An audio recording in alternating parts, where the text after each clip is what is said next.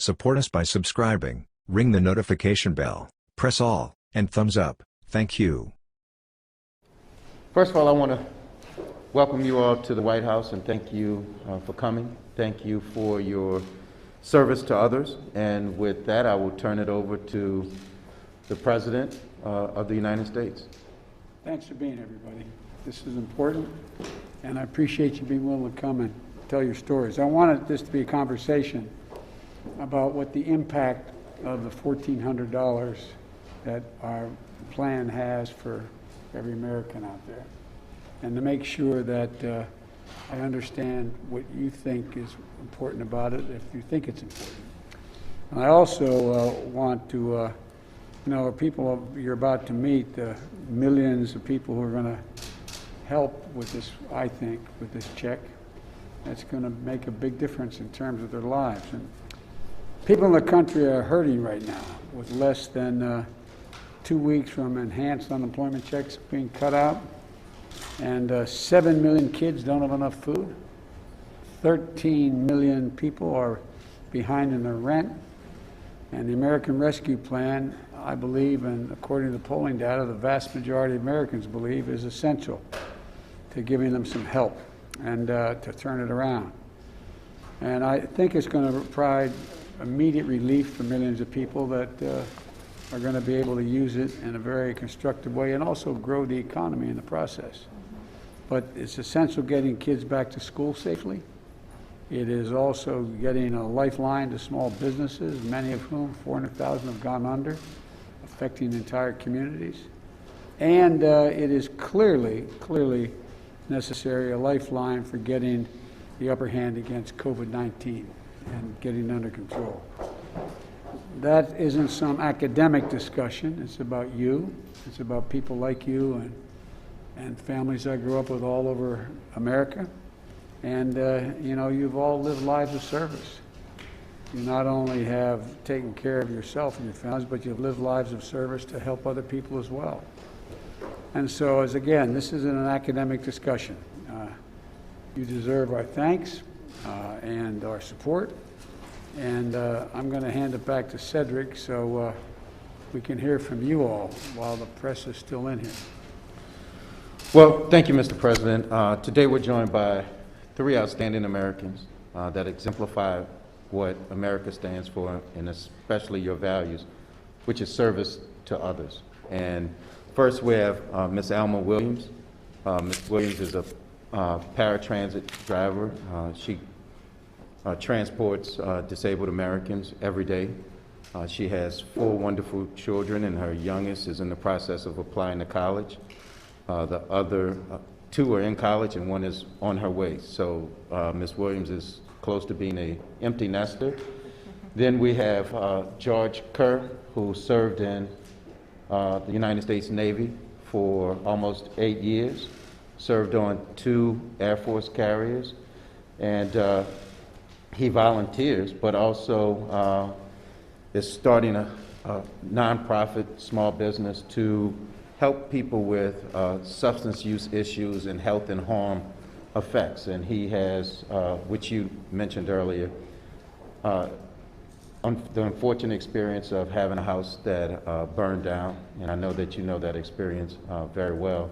And he's just a remarkable individual. And then we have Ms. Lita Venegas, who volunteers at a DC Community Health Center and spends her time counseling and helping Americans get through this very rough time. And she has seen the effects firsthand of the challenges and the pain and the suffering that American citizens are going through, which is particularly important that you say through no fault of their own.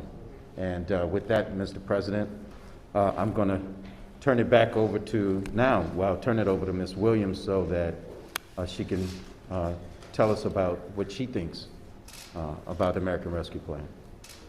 Actually, a wonderful plan.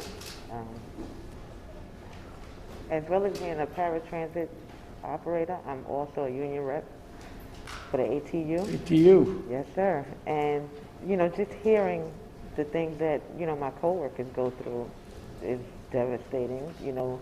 We're fighting to work a maximum of less than 40 hours a week, you know, and as I stated to a colleague of mine, we had a time where we paid our bills on the first of the month, and now we're struggling to pay them on the 15th.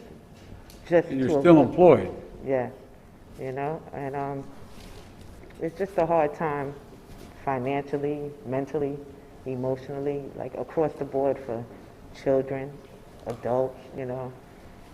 And it's just, I thank you for the plan. I think it'll help a wide range of people, you know, not just the working class, but our retirees, you know, our elementary school, you know, our grade schoolers. I have nieces and nephews who are very young, and just the transition of going to school every day and now being home all day, stuck behind a computer. It's draining for them too, and they don't understand it, you know. Thank you. Okay. I appreciate I have a lot of questions, but I'm going to wait till we hear, well, the press is here to hear from all three people. Yes, sir. And I'd like to talk more about this, if I can. Thank you, Mr. President. With that, we'll turn it over to you, Mr. Kerr. Well, once again, thank you for having me. It's really important that we're having this conversation. I'm in full support of this piece of important legislation. As you said, I lost my home in November 30th, 2019. And then right after that, I got really sick, and then COVID happened. And thankfully, I did not, have not contracted COVID. But it's led to a lot of other issues. And being having my own LLC, it's very difficult to find contracts right now because of the environment, and people are just don't have the funding to get the support they need.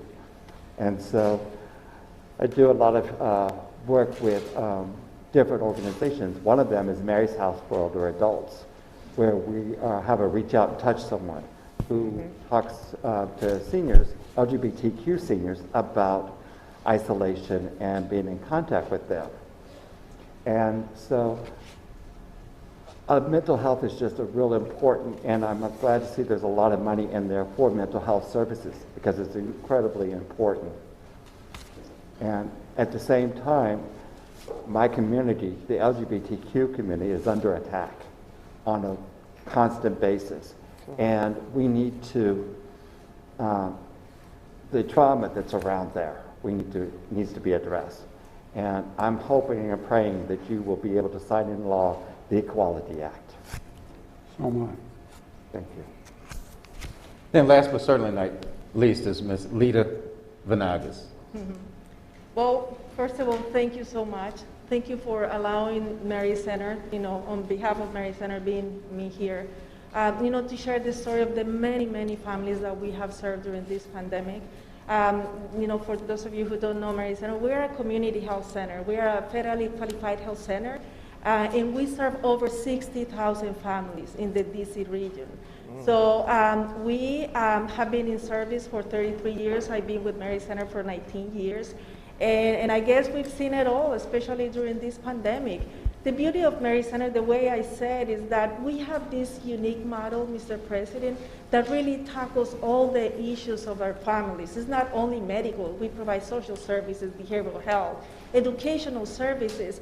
So that's the way that we have been able to support our families and move them back up to the economic ladder, especially during this time. It's interesting, I was checking, and I think, if not mistaken, a year ago today is when the first case of COVID came to Maryland, right? And 2 days later in DC. Since day one, Mary Center has been on the front lines in the response and recovery process.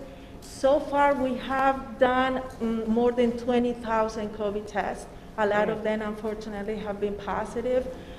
We serve from our 60,000 participants, we serve around 70% of them are Latino, and you know, minorities have been very impacted. Yeah. And so we received the vaccine back in December. We have vaccinated around 1,200 individuals, but if you put it in perspective, serving 60,000 participants, and let's say 50% are adults over 18 that can get the vaccine. So we still have like almost 30,000 people that still need the vaccine. But we know, Mr. President, that that will multiply in the few weeks because we're trustful that, you know, you will deliver on the promise of vaccinating 100 million people soon, right? And so, you know, if you ask me what our families have gone through, they have gone through everything, you know, just by hearing Alma's and George's stories, it just breaks my heart because it's the same situation. They're losing jobs. That's the main thing, you know that. And with that, they have unstable housing, food insecurity. They're traveling long distances to go and visit the site, the food distribution site. And that's every day. Then they do long lines. And next day, they have to do the same. And so it's been hard, and because they haven't been able to pay rent, now they're moving with other people to live together. And so they're sleeping on couches, on the floor. They're always at risk of being infected. And because they have lost jobs, a few of them have kept the jobs, but few hours, but they still need to go outside. So when they go, they're at risk of being infected, and then they come back, and they have the family, right? So, you know, it's this circle of situations that have been impacting all of our families. So, you know, with that comes mental health, trauma, anxiety, and our children don't have laptops. We have been able to distribute about 1,000 laptops or more. But, you know, if they have one laptop, but they have 3 children, how can they all be in school on the same day? So they have to choose. Or they don't have internet connection. So there's a lot around that, and we've been trying to support as much as possible. Well, thank you for all of you for what you do. I carry a schedule card with me every day. On the back of the card, I list on a daily basis how many people have died from COVID in the United States. As of the day, 517,224, not over 500,000. 517,224. And we will meet the 100 million shots. We're up to 82,572,848 shots. We're going to get this done. So I'm going to ask some questions now. The press is going to leave, and I'm going to get more personal with you.